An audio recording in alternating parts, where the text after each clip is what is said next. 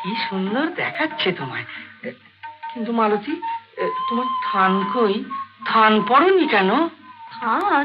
হ্যাঁ, থান। বিধবা হলে তো থানই পড়ে। আমি আরো কোথায় ভাবতে ভাবতে এলাম যে নিজের হাতে তোমার থান ফেলে দিয়ে তোমার আমি কাঞ্জিভারাম শাড়ি পরাবো। আর এসব গয়না, এসব তো আমি দিইনি। দেখো, ব্যাপারটা তুমি ঠিক বুঝতে পারছো না। তাছাড়া তুমি জানলেই বা কি করে? আচ্ছা, তুমি আবার ফিরে এলে কেন? ফিরে এলো কেন? আমার স্ত্রী, আমার ঘর, আমার বাড়ি, আমি আসবো না তো কোন? বুঝতে পেরেছি, বুঝতে পেরেছি। মানে বেশি আনন্দে তোমার মাথার মধ্যে সব কিরকম। না না, মানে তুমি ব্যাপারটা ঠিক বুঝবো আবার কি? আমি তো দেখতেই পাচ্ছি।